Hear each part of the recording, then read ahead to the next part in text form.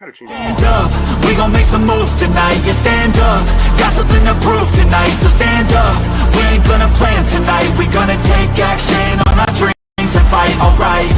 We ain't gonna stall, never stop. We gon' make it all till it's stand up. We ain't gonna plan tonight. We gonna take action on our dreams and fight. What's going on, folks? My name is Scott Churchton, alongside Mr. Haylon Scott from Five Borough Footy, and welcome to MLS Sportswriters React. Also, a very happy Mother's Day to all of you out there. If you have a mother, happy Mother's Day. If you're married to a mother, happy Mother's Day. And of course, basically, if you watched the match last night for NYCFC against CF Montreal, about the 48th minute in, you may have had a phrase that started with the word mother and ended with another two-syllable word, which I will not mention on here. We're going to be talking a little bit about that match. We're going to be talking a little bit about what basically happened with LA Galaxy. Dude, what's going on there? My God. You know, how the mighty have absolutely fallen. We talk about that a little bit. Doing some press conference conversations here.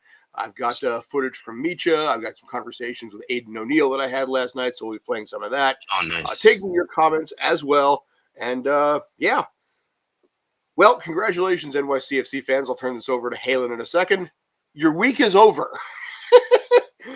Right through it.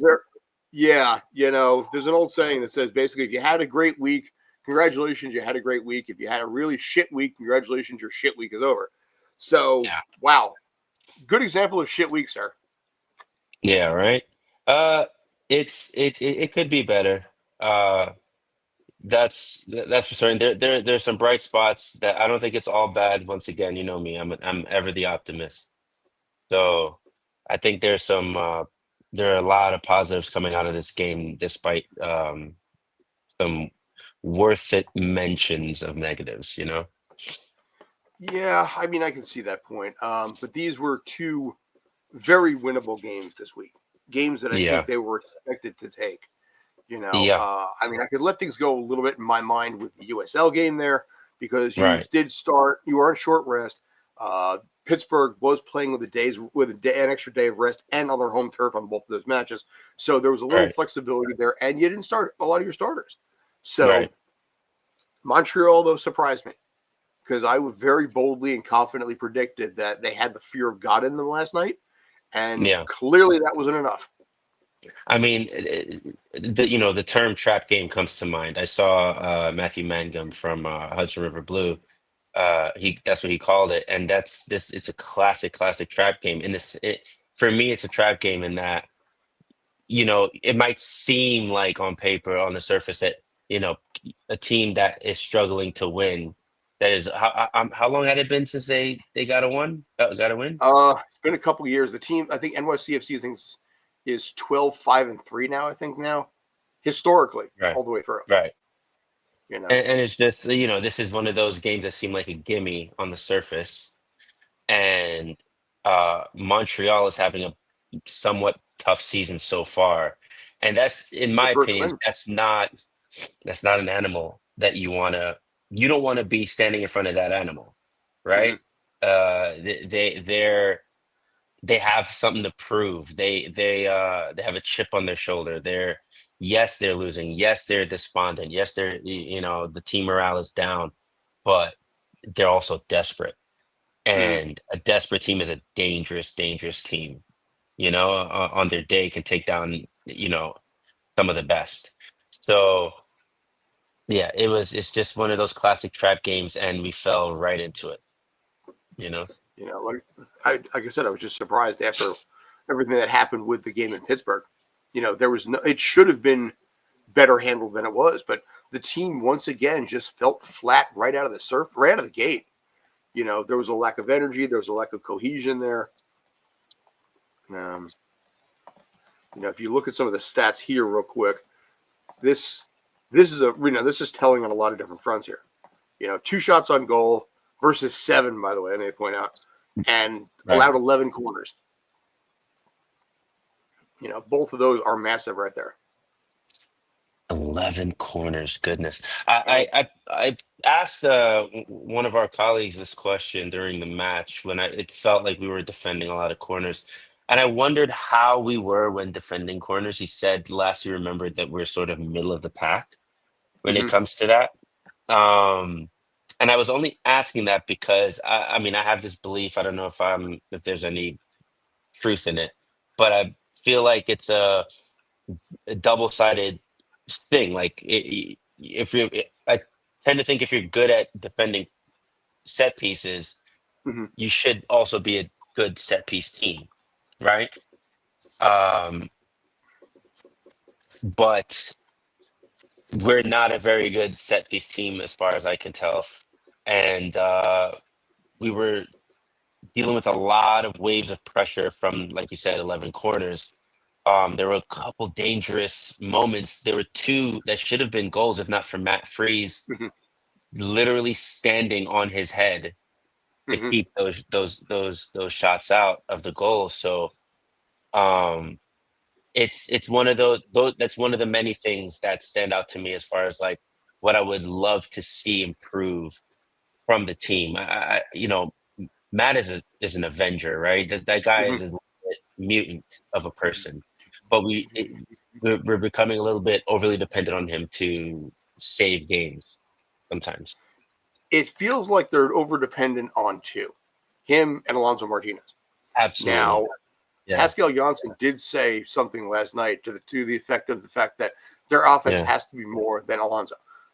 I mean, we're going to talk a yeah, little bit about that opportunity they had early on with Jonathan Sirois with the perfect play to stop that. yeah, yeah, yeah, But that notwithstanding, there, I mean, it was still one of those games where there should have been something there. There should have been. I mean, I called it hate scoring. And yeah, I just saw something that I was expecting to see something similar to the lines of what we saw last year against San Jose. Where you pick up yeah, one, maybe two in the first half, and then you just kind of crack through wall and just go right through. Didn't see yeah, any of that. yeah. Now I want to I show you think something. Good. okay. Just one last thing about the Sirawa save. That play among a couple others I could probably point out for you, but that moment for me stands out as what I mean about the desperation.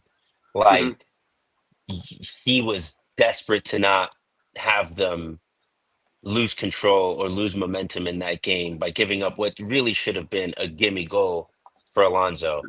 And he just made the exact play that that a goalkeeper should be making in that moment. But this right here, absolutely 100% Yeah. should be a goal, you know? Yeah. And his absolute desperation to not let that happen. Mm-hmm. And I think from a New York City perspective, or from a you're the opponent dealing with the desperation, right? From that perspective, it catches you off guard. It rattles you. You're Mm-hmm. sort of like, whoa, where's this fight coming from? You know? So I think a lot that's what was happening last night. There was just a certain amount of pushback that they were getting as far as effort from Mm-hmm. Montreal that we just weren't well, yeah, they just weren't really prepared for. Yeah. And it was this here that I think set the tone on both sides. Martinez Right. knew he should have gotten it, but at the same time, Montreal kind of had the mentality of, what, maybe we got something here. Because Yeah. they had the opportunity right in the beginning. They had the window on that, and then they just couldn't now get going. Now, saw Yeah. this one a little bit earlier, and I want to get your thoughts on it. This, by the way, was downvoted on Reddit, but it was a comment that came in. Um,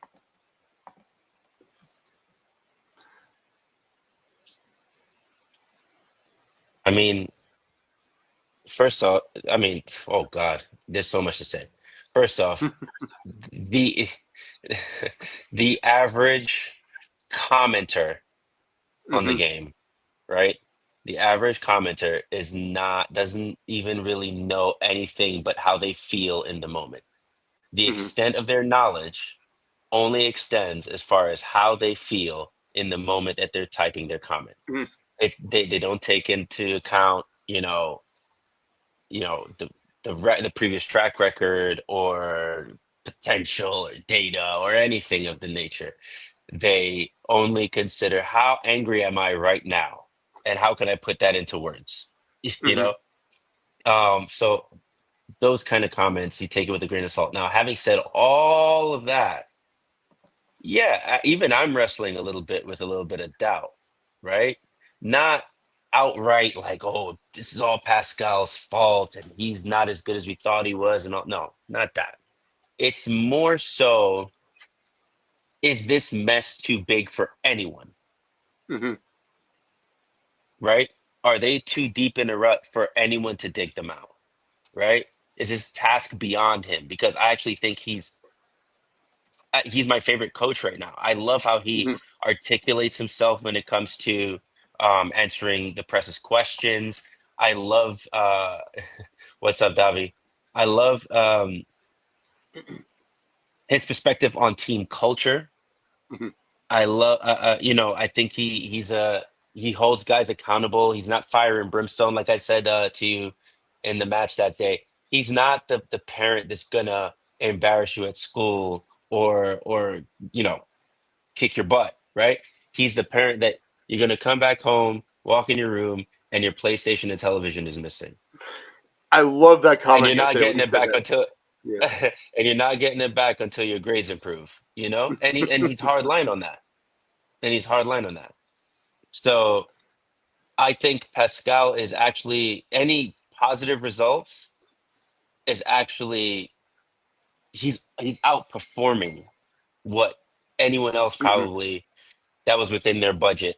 Like, you get what I'm saying? He's actually doing well Yeah. considering the circumstances. He's doing the best that he has with the squad that he has. Yeah, And this is yeah, where I think a lot of people, there's an old saying that says there's a saying in leadership that says after a while it's not your people. right. And that's the thing where after a while, if you have the lather, rinse, and repeat the same result, if you got to look somewhere other than the people you have, and you got to Yeah, look to yourself specifically. So in yeah, this particular case, I think there's a situation where, we saw what happened with Nick Cushing and what he was able to make happen last year, and they went in a different direction with Pascal, fine, and now you're seeing it again with a different head coach. So you start asking the question, what's going on? Now, theoretical question, you know, you can put the blame on David Lee, very possibly. But what sure. if he is also being strong armed by the people in Europe and they're not Um, letting him do things? And he's just taking the I blame mean for it as a middle that's manager. that's got to be the case to some extent. $20 million on a bunch of young players that have not panned out, right? Yeah. So there has to, whether, you know, we don't know the details of how that works, obviously, in those private conversations in those offices. But absolutely, if you really were to just kind of boil it down to brass tacks, it's you spent a lot with the Hmm. promise that there will be results. There have not been results, not on an individual level, not on a collective level. And so the appropriate response is a loss of faith, a Hmm. tighter purse strings, right? And David Lee gets a lot of the blame, and maybe it's right, and actually probably it's a little bit wrong to some degree. This has got to fall on the guys too, honestly. Um, Monsef Hmm. has had his own struggles. Julian, Ojeda, there's a lot of blame to go around, right? At some point, these are young guys, yeah, but also there's a professional responsibility that you have at a certain point, Hmm. to kind of put your ego aside and do the best you can for the team, right? Yeah. And it just doesn't seem as if that's necessarily what's happening. It happens, like some guys kind of get it and it clicks for them, but every guy, it happens at different times, so nobody's good streak overlaps Hmm. with another guy's. Like Hannes will have a good streak and everyone else will suck, and then Julian will have a good streak and everyone else will be bad. Like it just we rarely ever get a bunch of guys clicking all at the same time. You Hmm. get what I'm saying? Yeah, 100%. And you see this where, again, 2023 was the rebuild year. Fine. They missed a play. They were minutes away from actually getting to a playoff spot in ninth place. But they gave up Right. that late goal to Miami. It was a two, they lost it by 2 points. Or, they got a Yeah. draw instead of a win. Those 2 points were all the difference in this particular case for the reason why they just couldn't get the playoffs. 2024, for all accounts, in my mind, was a great season for the team. You know, you It got back was. into the Yeah. play. You know, you got back into the playoffs. You won in the first round. You went out badly. I'm not going to deny that. You know, that was Oh, yeah, as yeah, bad a way you could have pretty much gone out. But you did take down a third place team in 3 games. You know, and yeah. that deserves Yeah. credit. I mean, you got past the first. In my mind, last year, the way I saw it at the start of the season was if you win the first round, you can consider this a strong season to the next round. You know, and to my mind, yeah. I mean, yeah, like I said, was it a disappointment for the way it went down at Citi Field last year with RBNY? Yeah, you couldn't get a more embarrassing end, I think. But I think looking at the way the team is right now, you're seeing more of the same. So on one hand, probably Nick Cushing's probably on the sideline being like, hey, you know, maybe it ain't Right, me, right, right, right, right. you know. But you know, again, after a while, you got to say it's not your people, it's you. But the question is, Yeah. who is the real you here? You know, we've talked in the past about the fact that Tyler Magno was forced to the 9 by Europe, Yeah. and that Mhm. changed how they handled all of that. He was so good at feeding Tati. I think in this case, if the situation was different, hypothetically speaking, for a second, he would be fantastic at feeding Alonso Martinez. I think he's a Yeah. natural winger that way. I think Alonso Martinez was the new Tati. And Yeah. I think someone like Tyler's would have blended with him really, really well. But the home office, for CFG in Europe was like, make him a 9. Because they were thinking, Yeah. what can we get for him? What can we do with him? And Yeah. that's where when upper management decides, what you're going to be doing with it, you're pretty much screwed. Yeah. To your point, Alonso was supposed to be the talismanic number 9, but Mm-hmm. it unlocks that part of the conversation, right? Where it's like, okay, how much of this is on the individual? Mm-hmm. Like for me, Alonso's performance in the opportunities he was given in 2024, he actually absolutely outperformed Mm-hmm. what we should have expected from him, right? He tied. I remember he scored the game tying goal against Miami. Mm-hmm. He, um, you know, in the data, he was one of the best performers as far as like XG and goals per game and all Mm-hmm. this. And it's just not. It was just above par for a converted winger, Mm-hmm. right? Who's never really played as the goal getting number 9 for any of the clubs that he's played for, and for him to come into this squad in a league that is arguably the highest level he's ever played at, and to seem so comfortable at goal scoring, it it deserved its flowers. That said, I went around saying this to a bunch of guys. I'm the president of the Alonso Martinez fan club. I can be a fan of you and still set high expectations for you, Mm-hmm. right?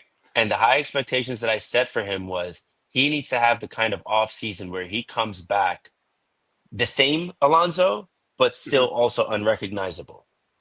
He needs to not just because for me, what he was last year was a poaching number 9, right? He didn't necessarily help in build up. He didn't necessarily help progress the ball up the pitch. But when we were in the attacking third, he was the most dangerous guy in those moments, right? But you can't just, not in the modern game, can you just be that? You can't Mm-hmm. just be a go getter. It's maybe on do you understand what I'm saying? Like on an amateur Oh level, on yeah. a semi pro level, you can just be a goal scorer. But at the professional, at the peak levels of football, you have to be a goal getter and you Mm-hmm. have to contribute in other phases of play on the pitch. And he just wasn't. And he hasn't. There's 2 other ways he could be contributing in that regard. You know, it would have been nice if he would have developed a little bit of a target man, false 9-ish, kind of drop into midfield, Mm-hmm. play with his back to goal, create for the wingers, draw the press, type of thing. Uh, if he were to add that to his bag, then we start seeing shades of Tati. You know, uh, Possibly. I have I have not seen enough development in that regard. I've seen some, but not enough to where you can say that he's beyond one dimensional. He still feels a little one dimensional to Well, me. right now the big challenge for him is psychological. because the last 2 weeks he had two great opportunities to score and couldn't. He did. So Yeah. this is one of those things where, and this is where I talk about the sophomore side of it. Last year was Yeah. Cinderella. It was a great year. Yay, look at how Yeah. great Yeah. he is. He's amazing. Now teams are adjusting. That second year is oftentimes harder than the first, because the first time nobody really you don't know what you're supposed to feel, but a lot of people also Yeah. don't know you. Now they've had Yeah. the chance to. So Sirwa last night knew exactly what he had to do in that situation, because he has studied Alonso Martinez. I don't know, God knows how much, to know in that Right. moment, this is what I am supposed to do. He didn't play back. He went in tight. That he pulled a very heavy Matt Freeze move. I think on that one there too, He and absolutely. he was Absolutely. flawless. I think it was I what would even Correa was say coming I up don't with. know if Matty does that. Matty, I think, would have probably gone Goes right in in, that distance. because he's talked about that too. That part of the problem Yeah. that he had when he was at Philly is he used to play back. And he had to Mm. unlearn how to do that and move forward. That because Philly's style was different from NYCFC style. So that's Yeah. part of the reason why he didn't get the job right away. He had to learn how to adjust to go forward. Now, I think he was a midfielder, I think, in high school. So it wasn't that difficult of a way to adjust for him. But the Sirwa, the way he handled that was flawless, because he knew what to do. He Yeah. knew every nuance. It was a bad breakdown. It was 50 yards of free run there, essentially. But yeah, I mean, that in a lot of ways was a difference maker, because if NYCFC scores right there, they get that one goal, they get it out of the way, they get the mental block of the pressure taken off of them, and now you can kind of control the Yeah. game, just like chess. You can basically say, okay, 16, 17 minutes in, we got this goal, we're up by one, we can officially put Wednesday behind us here. Right. Right. And do We what we can are breathe a little expected bit to do. easier. Yeah. I feel two things really quick. I feel about the Alonso problem. Alonso's in bad form, but form sometimes I don't know if it's all down to the individual all the time, Mhm. right? Sometimes it's the collective problems kind of bleeding out into Mhm. the individual person. Does that make sense? Oh, So 100%. Yes. I think the team uh, insists on using him in a certain way, and I Yeah, don't. I'll clarify this in a second, I promise. But Yeah, I think the team insists on using him in a certain way, and I just don't think that that's what we were asking him to do last year. yeah, I mean, I think last year, like I said, was an anomaly. Nobody really knew what he was, but Yeah, now it's in this case, yeah, you've become over dependent, a little on bit. him, Yeah, yeah, and that's where teams are, again, they're watching footage, they're watching content. This is going to be interesting. Also, I think Wednesday is going to be really tough, because remember, mm, the starting goaltender for DC. Remember where he was last year, and remember how many shots he had to stop from Alonso Martinez last year in practice. Luis Barraza was there, and you go back a year yeah, prior, Cody Mazzell was there. So you have two former NYCFC goalkeepers, against the team you're playing this week on their turf. So that's yeah, going to be very interesting. And, you know, Barraza's having the time of his life out there. He is really enjoying himself. Oh, dude, he's having so much fun out there regardless. He wouldn't lose or draw in a lot of ways. He's just good for happy. him. And I'm happy for him too. He was actually the first NYCFC player I ever interviewed, so it's kind of nice to see him smiling. I saw the other night. Plays a lot of Call of So, Duty, by the way, as a fun fact. so, something that Trey brought up that's very, very interesting and is somewhat informing a piece that we're gonna do with Five Borough. Uh, Oluwase and Owusu um, are both the most identical to Alonso as far Hmm. as like how they create chances. They're all three of them are very mobile strikers. Okay. Um, two of those guys start in a front two for their Hmm. teams. And we've seen Pascal play with a front two from time to time at the end of games, like in the last like 10 minutes, 5 minutes of games. And I wonder if there is some potential for that in this squad. Is Hmm. is there a world where uh there's a two striker setup, some version of a two striker setup with Alonso and maybe Munsef or Hannes, right, as a false nine, while he's like a line leading, while Alonso plays like a line leading advanced forward. Maxi in behind them, a midfield three of like Keaton, Aiden, and Johnny, and then a back, right, a back four. Is there a world where they try a two striker setup? Because I don't know if all of the other heavy lifting that strikers need to be able to do when they're playing alone up top, I don't know if that's in Alonso's bag. Well, I mean, if you went with two in the front, that would force other teams to have to basically to question what you're going to do. You know, I mean, I personally, I think if they were going to do two in the front, like, you know, with Munsef or Hannes, they would have done it by now. I think that's, Yeah, you know, why they're not doing it, I don't know. There's a lot they see in training that we don't see. it's the But midfield. what, We're very reliant on yeah, our midfield, and that would mean we'd have you to know, remove one of our maybe Aiden midfielders. O'Neill So has some, you know, will have some impact on that, possibly. You know, let's see what he has. I mean, the kid just got off we the, could just got off the plane. we could pivot to Aiden and kind of get out of the humdrums a little bit because Yeah, sure. there's a lot of positives to talk about with Aiden. Now we did actually catch up with him in the um, in the mix zone last night. So a couple things real quick here. So What was different than you expected about this, if anything? I think, the game was like quite transitional. I think that was probably my biggest, not shock, but that caught me off guard a little bit.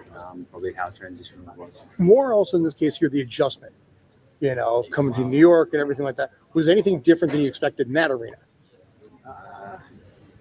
Not really, no. It's, like I said before, I really enjoyed, my first couple of days here, and staff and the boys have all welcomed me, really well. And I think, I've adapted really quickly because of that, warm welcome. And, I'm really excited to be here. Yeah, Tiago talked yesterday about your leadership that you're bringing on this too. So how important is it to make that kind of impression early on too? Yeah, definitely. I think there's quite a few leaders in this dressing room now. Obviously I was captain, in Belgium, my last club, and to help develop, the other side of my game, the leadership side, and leading by example. And I'm hoping to bring that here as well. So I want to talk a little bit about the Ojeda because that was off of the question that I actually asked meant to him, hit the other comment first. I hit that one by mistake, so that's why I'm throwing it up there. and somebody followed up with another question about that, right? I asked him about what were what was his intentions with starting Ojeda on the Pereira on the left and Julian on the right, inverted. And then ultimately, after all the subs, eventually ending up with two traditional wingers with Hannes left footer on the left and Ojeda right footer on the right. And he basically said, which is what you expect, right? From a coach who goes with an inverted winger, you're trying to create overloads in certain spaces, usually those central spaces, because a left-footed player playing on the right, he's inclined to cut inside onto his good foot, and his mere presence in the middle is going to create, numerical overloads.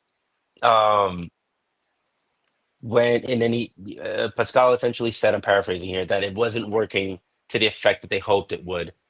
So after, a couple subs, a couple adjustments, tweaks, and all that, he decided to try to create those overloads instead of in the central spaces in the wide areas, because the inverse of what I just said is if you play a left footer on the left side, he's more inclined to play towards his left foot, which is down the line, down the wide areas. And so you wanted to create some trouble in that regard. And he spoke about Ojeda and how he shows flashes in the games, shows flashes of this directness, which is what you bring in a guy like Ojeda for, right? He's like literally by the data, one of the fastest players in the MLS. And so you ask him, that's what you're asking of him. Hey, when we send you the ball, take guys on, use your pace, use your dribbling ability, drop a shoulder, get in there, right? And and basically coach said it feels as if in the games he becomes a little bit more conservative. He doesn't want to take risks too often. And that is to the team's detriment, because that means he's not being used, or he's not contributing in the way that would help the team best. He said in practices he's way more direct, but obviously in practice everybody's a lot better, right? There's a lot more freedom. There are no stakes. There's, so I do think that's kind of pointing towards the core issue with the team, which is everyone's too afraid to make a mistake. hmm Which is funny because Uh, originally earlier this year they were a lot more aggressive on things.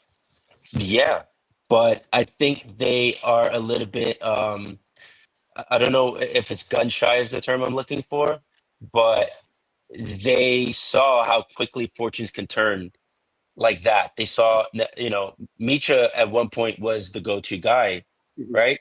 And then within a week or two, Tavon is now the preferred guy. Burke lost his job to Mhm. Justin, who lost his job to Johnny, right? Then you have Hannes, who, one week or two he's good, the next week he's bad. Instantly, you see he's not starting, right? Then he plays. It's clear that with Pascal, there's a causality. There's a Mhm. very strong and hardline causality where he's like, if you're not playing up to the level that I know you can play or that I expect you to play, that's fine. We have guys on the bench who can. And I think everyone's a little bit gun shy. This isn't to blame Pascal. It's just a condition I think the guys aren't used to playing under. Mhm. They're used to, you know, playing as poorly as they want and never feeling any jeopardy. No stakes. It's Rick Grimes in The Walking Dead. He can say whatever he wants, whatever badass thing he wants, and he's going to be able to do it because he's the main character. So, but under Pascal, nobody gets to be the main character. It's funny. This comment is perfect, and I'm going to explain why. You know me as the stat guy. I will pour through numbers. I'll look for things that stand out. Like the big one that I found last night, that NYC is a perfect 5-0-0 when they allow 4 shots on goal or less, but they are now 0-6-2 when they allow at least 5 shots on goal. So Yeah. 4 shots on goal or less, perfect. 5, as soon as you hit that 5, it's suddenly 2 points total in 8 games. And I found that because, again, pouring through stats and numbers and everything like this. And the one thing that stands out for me is they are so middle of the pack in so many categories that nothing stands out. For example, a lot of times I would look at things and like James Sands last year led the league in tackles, or Yeah. something just would glaringly stick out in my face. Yeah. Remember last year when Alonso Martinez, average goals per game was like just below Messi. Was that some kind of like things like that? Yeah. I'm Yeah. not Yeah. seeing that this year. Everything is just kind of like 14-17 in Yeah. tackles, Yeah. passes, and like this, and it was the only thing that sort of slightly stood out is they were number 9 or number 10, I think, in the league in number of short passes. So that is a big aspect of their entire focus, which ironically enough, Montreal is one of the best teams in the league against blocking short passes. So that was a weird little quirk that I noticed. Wow. But nothing, like I said, really glaringly stood out to me. Even Matt Freeze's save percentage, I think, is like 9th or 10th in the league right now.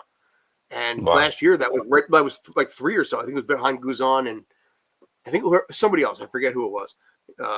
But it was, like I said, there's none of that like holy crap numbers that I can play with, Right. that I can throw up on Twitter as an NYCFC quick fact because nothing stands out. Yeah. And that's 100% true. This team is so amorphous in the sense of like, what is it? Yeah.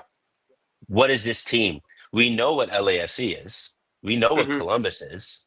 You know, Strangely, we know what LA what is this Galaxy is team's? too. Yeah. What is this team's fingerprint? Right? My philosophy. I mean, if I haven't made it clear enough, I feel like a good football team is able to do all of it. Counterattack when Mm-hmm. you need to, possess when you need to, set pieces when you need to, do what you need to do. Make it messy when you need to, be elegant when you need to. But do it all. But Mm-hmm. there's got to be that one thing you're really good at. That one thing that is your defining characteristic. And I just, you would presume that it's possessing the ball, but the way that the team possesses the ball, it's missing a very crucial part of it, which is risk taking, Hmm. right? There's not enough risk takers with the ball, as in there are not enough ball carriers who are willing to try to beat a guy and create numerical overloads in transition. There's not enough passers of the ball who are willing to attempt to break lines. I'd like to pivot to Aiden really quick, who is the wrinkle when it comes to that, though. Hmm. Aiden O'Neal, and I'm going to say it here, and I'll stand corrected if I'm wrong, absolutely big time positive acquisition. Hmm. Like, huge hit. Huge, huge, huge hit. And I was speaking with Trey about it yesterday. Um, Aiden, Trade Fillmore from the outfield, by the way. So yeah, Trey Filmer from the yeah. outfield. He it's easy to look at Alonso's goal scoring and you go, whoa, he must and his underlying numbers, the XG, the goals per game, all this, and say, oh, and then imagine this amazing player, right? Hmm. Which, sure, right? It's harder to do that with a player in Aiden's position. There Hmm. aren't any obvious things you could look at. You mentioned tackles earlier with Jimmy, which is I guess one of the things, but it's harder to look at any one particular thing and see exactly how good a player in that role is unless you know what you're looking at when they're actually playing. And Aiden, he does all the things that this team is missing. Hmm. Three things that stood out to me was he always shows up in just either adjacent or deeper positions from the ball to provide an outlet. That's just Hmm. not, he's got a lot of energy in finding those angles to the ball. The team was missing that. Whether it be Keaton, who just isn't fast enough, Johnny, who doesn't know where he has to be because he's so young, or Maxi, who really is a high up the field creator who shouldn't have to come deeper and do those types of things, right? Hmm. The team was missing that badly. So he does that. He also does, and if you pay really close attention, he does what Maxi does in the attacking third. Maxi directs the press in the attacking third. He points and tells Alonso, "You should be here. You should press him. You should hit this angle." And you see him constantly pointing and directing traffic. There really isn't anybody that does that in the last third. Maybe Tiago, but Tiago Hmm. shouldn't be the one doing that, Yeah. right? It should be a guy in Aiden's role in a deep midfield space, that kind of transient, I could be a defender, I could be Hmm. a part of the attack, kind of, hey, directing. And you saw him constantly pointing guys out and let them know where they have to be. And yeah, he just is really, really good at that. And then last but not least, ball carrying. Hmm. Love Jimmy. Love Jimmy. Great backstop. Not that's where his skills end, right? He's not going to progress the ball for you through a wide variety of passes, and he's not going to beat a man and carry the ball forward like a ranging box to box eight, Hmm. right? But Aiden has the stamina and the athleticism to do both, right? We have yet to see how deep his passing bag is. I'm pretty sure it's quite good. Um, and it seems like it'll take some time for the forward players to kind of trust him. But I think he's probably going to end up really being really good at quarterbacking from those deep areas. But yeah, those three things stood out to me a lot with him, and this is a real huge hit.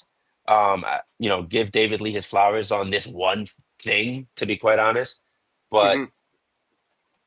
could an O'Neal and Keaton double Double pivot pivot, be something we could see in the possibly. future? Absolutely, absolutely, Yeah. absolutely. I think. Yeah, it's weird, but I'm going to use a gaming reference on this one. O'Neal strikes me as that red mage, who can kind of be a little bit of everything as necessary right here. And I think because, and this is going to sound crazy, because he was captain of the team, he is a strong leader. At 26 years old, he's also a little more he's a little older in a few different regards here than some of the players, even that are 25, 26, because of where he's been and what's Yeah, been expected of him. There has been a little bit of a lack of leadership there. It's been a little bit of a challenge. I think what happened with Thiago earlier this year with Atlanta is still yeah, maybe resonating in the back of the minds of some of the players a little bit. for In sure. the front here, yeah, everything's there. But at the same time, it's like a lot of things. You make a mistake in a glaring moment once, and in the back of your mind, in the back of other people's minds, like, will this happen again? So I wonder if O'Neal as a leader was brought in because of the fact that there was that issue with Atlanta, For in sure. Atlanta. And I think it's Yeah. something that it can stabilize because there is a certain panache and charisma to Aiden O'Neal. I got the vibe when I played that video. I got that sense when I listened to how he was speaking, and whatever, whatever you take away from it. So I was like really, like I said, there's a certain calming presence I think that he's got. So What you detected was a seasoned professional. yeah, This is a guy who's he's 26 now, right? yes, he's 26. He's in his prime, right? And he's played at some of the highest professional levels and Yeah, has done well at some of those levels, right?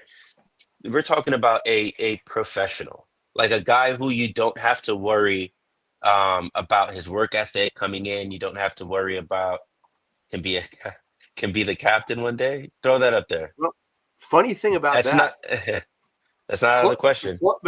The club has an option on Thiago Martins for next year.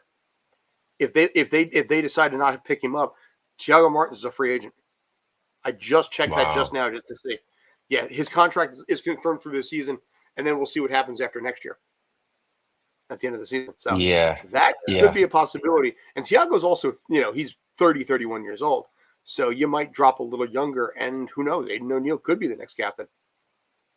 I mean, if Yeah. not Matt Freeze, for example. I'm just saying, but um, Yeah. It I would don't know. probably for me the picking order. It looks like it's Maddie and then Aiden, but I think a better way to look at it would be he could be one of the leaders, like the de Mhm. facto leaders on this team, like one of the Yeah, guys who, when the team is struggling, is one of the hands on the wheel that helps keep it steady. You yeah. know? I think in this case, you don't have to have an armband to be a leader. And in that You don't. clubhouse, Yeah. there are certain people. Also, certain people gravitate to people better than others. That's just Yeah. certain people are oil and water. Some people are just really just gel pretty well. So there Yeah. might be players in that clubhouse that just naturally gravitate to Aiden better than they would with Thiago, and vice versa. Yeah. You know, Yeah. so I mean, I think it was a smart move. I think it was a good decision in this case It's here, and so savvy. It's so savvy. you know, And it's and it so was good funny. because too you Good. see Johnny is so funny. When you look at a young player and when you look at how they develop, right? A lot of it is osmosis. It's just who they're Mhm. around, right? And early in the season, what we were seeing was in Johnny's game was Keaton Parks with a little bit more youthfulness in his legs, right? Mhm. You can already see in such a short space of time how much Johnny is imitating Aiden's game. He's Yes. quicker into those spaces, into those ball retentive. Here, I'm an available outlet for you spaces. He's clearly learning very quickly off of what he's observed, not just observing from Aiden, but what Aiden's actually must be telling him in the Mhm. games, in the practices, and the like. I'm excited to see what effect um, Aiden's presence around Johnny is going to have, combined with the effect that Keaton's presence is already having on him. And if obviously the the the the the peak of that whole midfield family tree, Mhm. what he gets from Maxi, right? So Yeah, like I said, this is a clip from Johnny last night. So Player, leader, good player on the field, so it's been great. okay, that really was bad. Anyway, he said words with his mouth. But yeah, I mean, here's the thing: Johnny is still working on the ability to be able to handle certain press conferences. It takes time. Sure, yeah. But yeah, he was talking about the presence on and off the pitch with Aiden O'Neill. I think personally, correct me if I'm wrong, I believe the part of the reason it took so long was Aiden had a visa issue going on. I Yeah. had thought when they signed him that they were going to have him pop in for the Riverhounds game because, like I said, you drop that right in there, that would have been absolutely perfect. But yeah, there's a guy there that I think has a charisma and a panache that can work well. But again, I think you need a couple more pieces. I think this is really accurate. Yeah. It's funny. A lot of that work isn't even, I mean, yeah, it's acquisitions. Truthfully, it's asking hard questions like which of these experiments have run their course?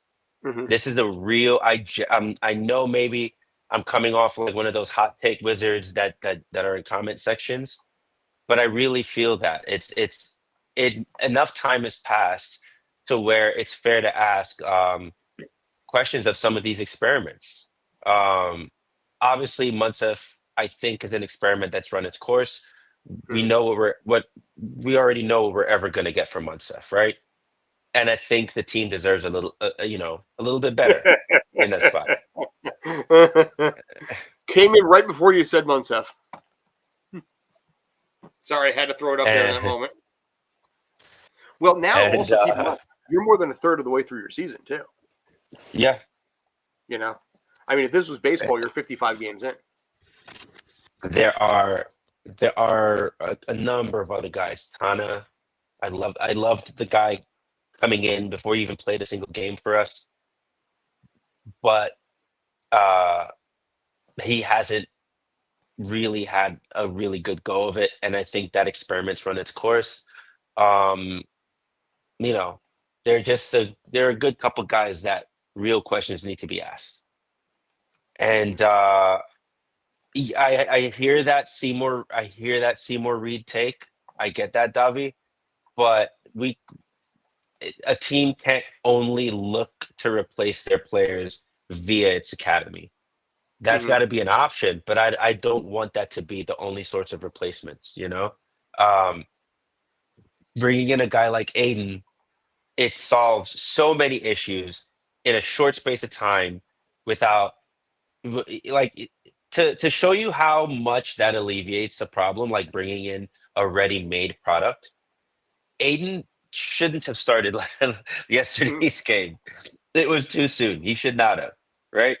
No, I Um, was surprised. We all thought. I mean, you, me, Matt, all of us expected it was going to be a substitution second half. yeah, he should not. But it's an emergency get, Yeah. and yeah, it's he just solves so many issues right away. Like the nuclear reactor, all the knobs and buttons and monitors were going off, and he's come in and it's brought some calm Hmm. to what was otherwise a really hectic area of the pitch. Yeah. Now, I just want to throw this up there just for funsies. Yeah, yeah, yeah. Um, we haven't talked a whole lot about the Pittsburgh game, but when Pittsburgh won, they threw this picture up on Twitter of Tanasiewicz. I just want to kind of point out the choice of image that they used here. Just the look on Tanasiewicz's face here. This is what the Pittsburgh Yeah, Riverhounds decided to brag on. Um, yeah, since you mentioned Strahini, I figured I'd mention that one. yeah. Thank you for bearing with me. Shot. I would really prefer for them to bring in like um an out and out target guy, like a Mm-hmm. 6'3", 6'2", 6'4". Benteke. Yeah, somebody Yeah. who's gonna win aerials, somebody who's gonna take up space. Mm-hmm. He's gonna he's gonna cover the paint. He's gonna make it hard for center backs to do their jobs. Ask some questions of the defenders, and I would love for them to bring in another attacking midfielder. That's a harder ask because the kind of team that the kind of team that this team is. Whoever replaces Maxi is going to be the face of the franchise, Mm-hmm. right? This is not a team. that where I mean, yeah, we have there have been the Tatis and the David Villas, but in recent years, this is a team that is built around its midfield, and the gem, the jewel in the crown of a midfield is its attacking midfielder. So whoever they bring in to replace Maxi, it has to be like a really well thought out um acquisition. Harry Kane 2027. Let's get it. Yeah. That's so funny. Yeah, I don't see. I Um, don't see that. Aiden O'Neill makes KDB way more Hmm. doable. I think so. Without a ball winner in that midfield, without someone who can pull the strings in deep areas like Aiden can, um, big questions would be asked as to who would do that. Because if you're talking about between Keaton, KDB, and Maxi, obviously it's Keaton is going to have to pull the short straw on that one, right? He's going to have to play as the lone six, while KDB and Maxi are dual eights. But Mhm.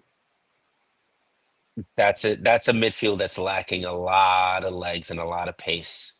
And adding somebody like Aiden, who, like I said, he adds a lot of athleticism, a lot of positional, acumen, and just a consummate professional six. Just a guy you can trust. You plug him in, you know he's going to just do the job. Um, I Bringing do have a him in question on that, by the way. makes a KDB more possible. What's up? Do you think basically this means the end of James Sands? Hmm. I don't know, It man. doesn't. It doesn't have to mean that. But it means he's It, do- less likely to come back, I think. At least in it, the foreseeable it, future. it doesn't have to mean that, but it could. It doesn't have Mhm. to mean that though. Because another thing that this team struggles with is depth. Like if Mhm. Aiden gets injured, we're right back where we started. You know. Valid. By the So way, I have one more clip for you guys if you want. yeah. I got Meach too. So It just feels good to do. And can you talk about your guys seem to have an ability to break through and find some good chances? Yeah, we were kind I don't of know why this is doing it. Sorry. without power. How can I say? Like, just not the best performance. I don't want to speak too much, but just not. This week has not been good. Coming from Wednesday to this now, yeah, we need to forget about this and move on because we have a lot of games. Awesome. Good luck. Thanks. Thank you. I don't know. I don't know why it wasn't streaming proper. I apologize for that. But That's audio is okay. what matters. So we apologize for any inconvenience. So what did he basically say? Basically that they played like ass, but hey, we got a new week coming up. Which is By the the way, which is which was the audio on that too low? Is that the problem? I can hear it. That's Yeah. really more of a question for the All right. Yeah. By the the way, viewers. let me know what you guys are picking up on that. Either way, good, bad, or ugly. I just want to know what it is so I can do better going forward. So thank you. Uh, But it's always look ahead, right? I appreciate Pascal and how he um describes the nature of a win or a loss. He's never too elated or too mhm. you know, down on the guys. He's always just nice and even keel, and he that's why like my faith is in him is actually I'm very hopeful that he'll get things fixed. Um, Hard to hear the interview. Okay. Yeah. Okay. No, Uh, that is exactly what I need. So thank you very much. I appreciate it. These are the things that help me going forward. So but yeah, it's I'll be putting all three of those, by the way, up on the channel too. Just to let you guys know. So I'll do tomorrow. The DC United game. Um, Looking ahead to that, it's meaningful with Luis Barasa, and just um the fact that runs like this, where there's a short turnaround, is a real Well, test is a real test of a team and how far it can actually go. Like, this is that part of the season where you kind of can accurately make predictions for what things are going to look like by the end of the season, truthfully. sure. Like I Um, said, we're so third way through. So if they can find some rhythm here, it bodes very well for the rest of the season. It really Sure. does. Um, that said, it's still a work in progress. I'm very, very, very interested. I'm going to be watching with a lot of interest how Aiden just finds his feet and learns the guy's tendencies. And we saw so many dangerous moments that he was at the heart of um, in yesterday's game, and it felt good to see a person like you said multiple times. He has panache, right? Panache and Yeah. charisma. Yeah. It shows on the pitch as well. Mhm. There's a calm, a charisma, a panache, a certainty of self that Mhm. he has. There's no indecisiveness. He just does the thing, and that's what's missing in this team. There was a sequence where I think it was Perea did a 1-2 with him. He plays Aiden the Mhm. ball, and Aiden, off of one touch, slips it in behind. And he did the same play, that's something when I was looking at the film for his standard Liège film. That's just something that he does, man. He Mhm. loves to pick apart defenses from the edge of the box, and I just can't wait to see what more he does with that ability and with the guys and how much the guys eat off of that ability. And now at this point, he's had a couple of days to adapt too, because it basically was the equivalent of, land to get the training, play, and For real. there Yeah. hasn't been a whole lot of time to be able to just acclimate, get rid of whatever jet lag might have even been there. Who knows how long that took? So now he's got the opportunity to really be able to zone in a little bit more. They got Yeah. training today. They have a travel. I'm sorry, the training tomorrow. They got the travel day on Tuesday. Maybe a light training. I think early on. I think it's the game plan right now. And it's a short it's a short flight. It's probably not even 45 minutes, maybe a half an hour to Hmm. DC in this particular case. Um, the flight that they take out of, I think, is out of White Plains. I think across the board, I think it's out of White Plains where they charter the flight from. So it's that even the bus Okay. ride short. Um, but I think that'll help a little bit. The big question is here. It's almost living and dying by Benteke. You're going to need someone like Keaton whose height can match, or Thiago Martins, who's basically height can match Benteke, who's, again, his vertical. It's funny. Have you ever looked at the statistics on aerial duels? Because, Yeah. basically, Yeah. yeah. There every year it's like Benteke is double the second guy because it's just like, send the ball north, let him get it. Yeah. Now a lot of that is just volume. You know what I mean? Yeah. They're so over reliant on him doing that of course he's gonna be Yeah. miles ahead of the pack, right? Um, but what I You don't bring in enjoyed, Shaq for free throws.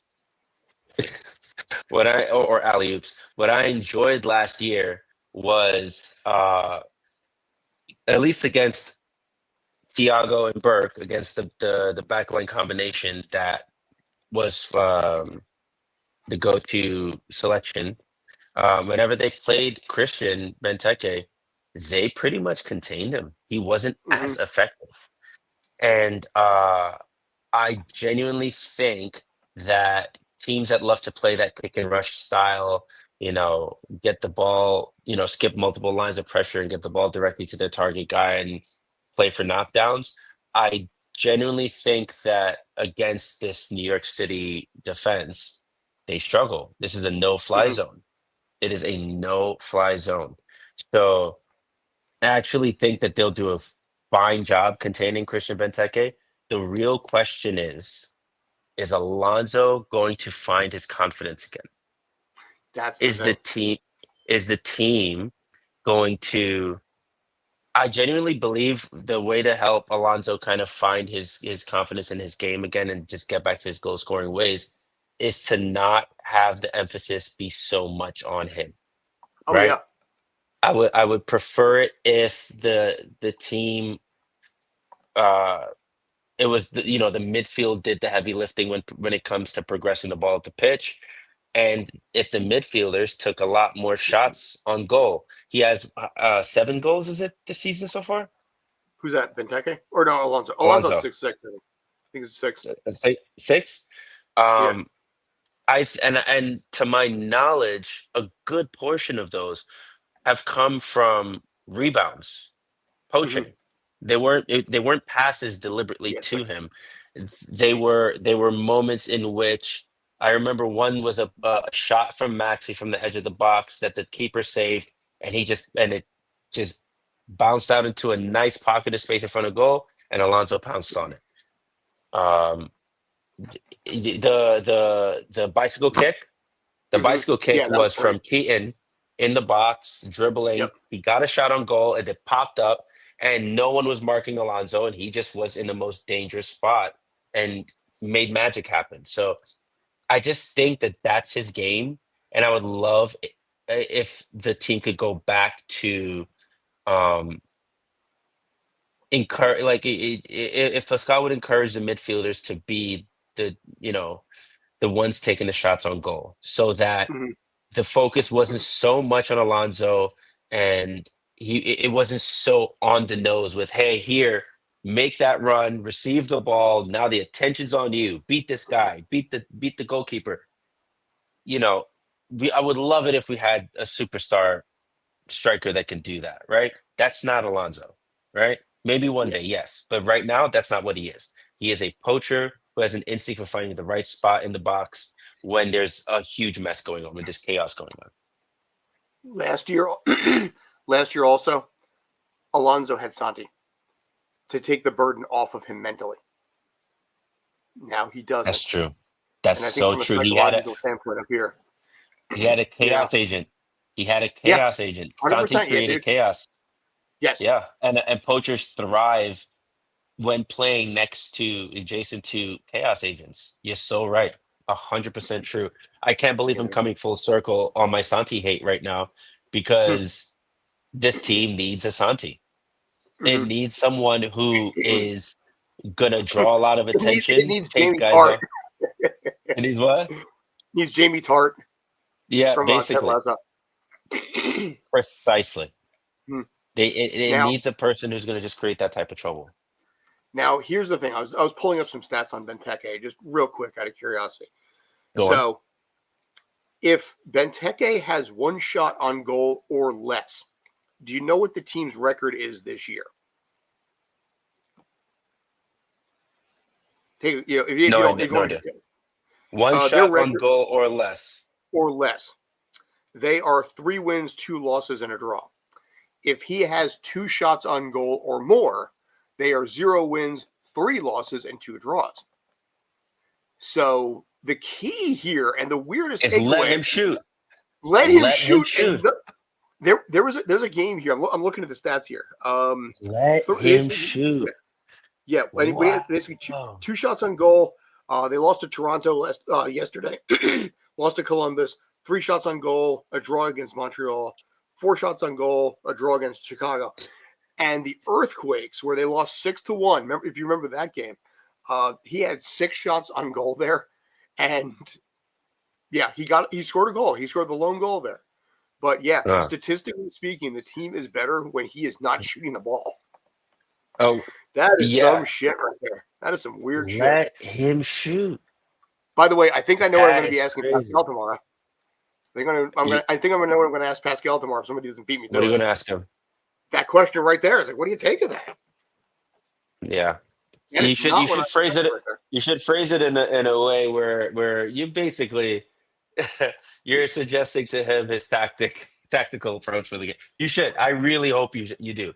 Please It's do all that. Let him know that it's like pulling back from like the Shaq thing from a few minutes ago. How do you beat yeah, Shaq? You keep fouling him.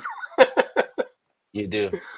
You You know, do. Shaq has I think one 3-point shot in his life, and what is that 50% shoot free throw percentage from the from the line? Uh, I feel like there's sort of a Justin Hack problem developing. Okay, talk. By the way, he's doing the press conference tomorrow too.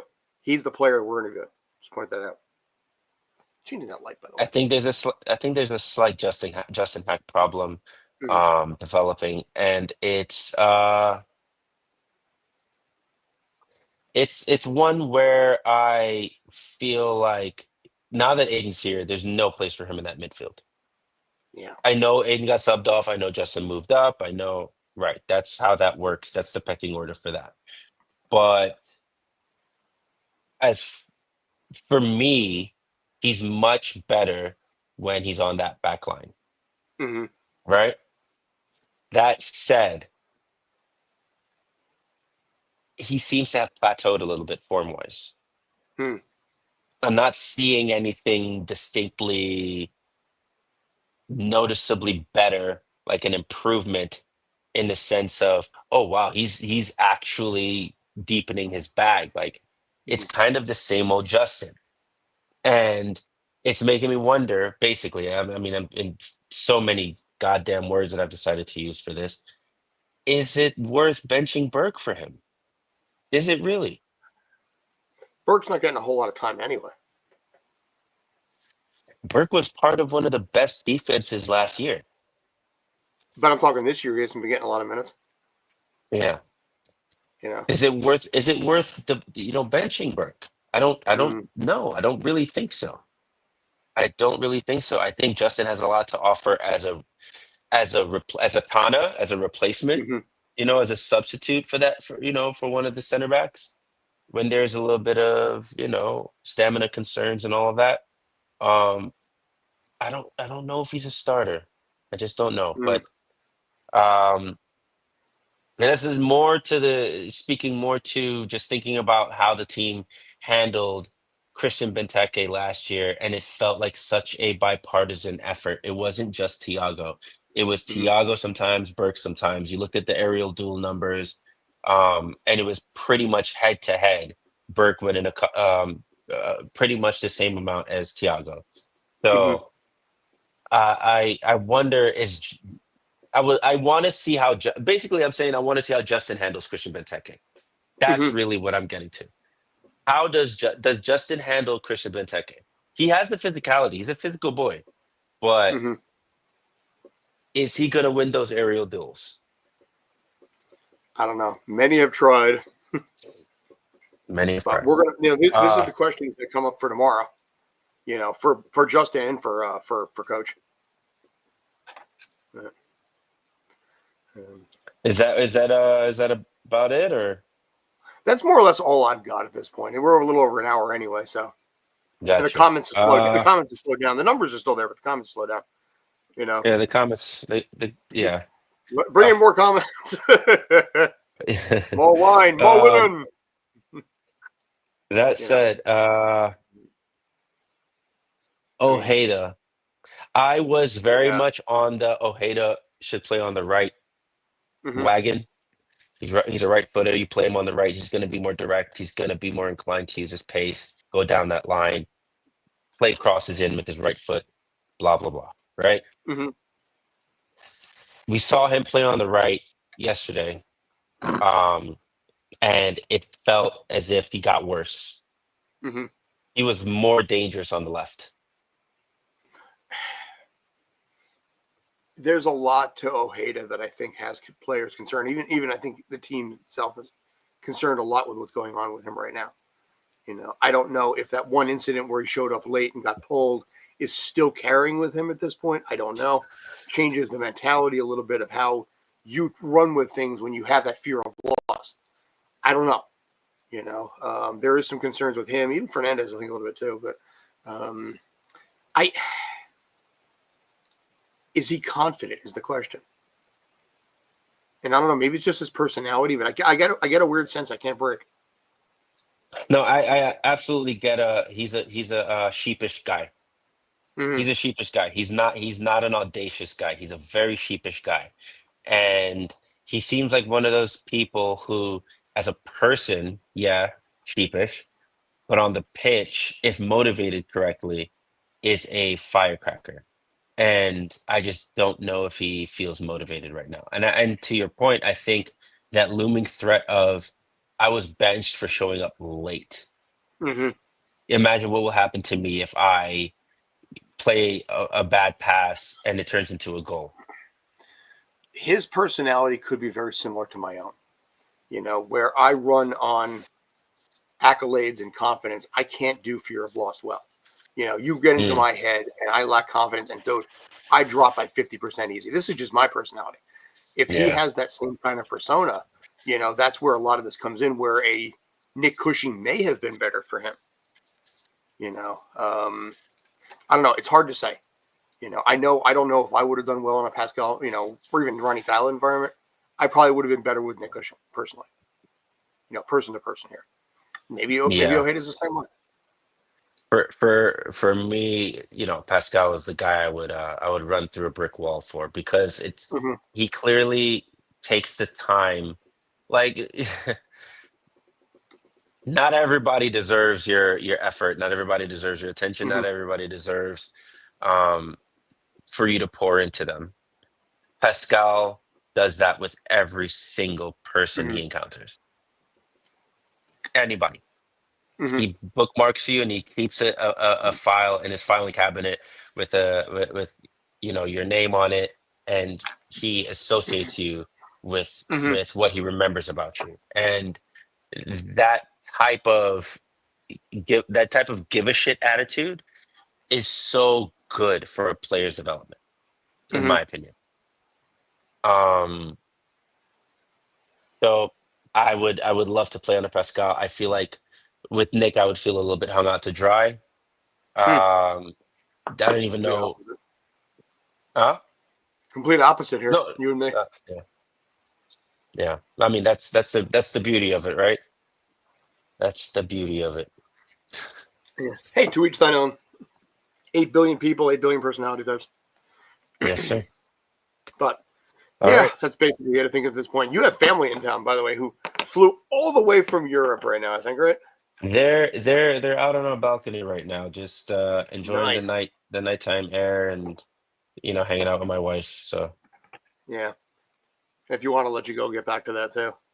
yes, sir. So, Yeah. It was But nice no. chatting. Always, man. So Thank you, finally got to meet viewers, my for wife last joining night us. too. That was kind of cool. She spoke highly Yeah, of you too. she's so cool. She's funny. Yeah, Robin's been Yeah. working alongside me with the team since pretty much day one. More back end things, but I'll get her press access every now and again. And it felt Yeah. nice in this case with Mother's Day being the way it is. It's just like we're taking half a night off and we're gonna go watch soccer, such as it was. So, Oh yeah. but all right, Yeah. sir. So, any final thoughts? That's about it. Yeah, that's about it, really. Cool. So yeah, appreciate all you guys, every comment that came in. Let us know what you want us to cover, by the way. If you have thoughts, ideas, drop them in the chat. Just for funsies. You know what?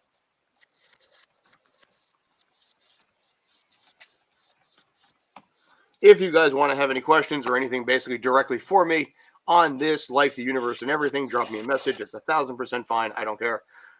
Keep this as open and transparent as I'm able to do. And yeah, whatever you guys want to cover, whatever thoughts you have, throw them to us. Like I said, at the end of the day, we work for you. So anyway, I am Scott. That is Mr. Haylon Haru from Five Borough Footy. Thanks as always. You guys are awesome. Take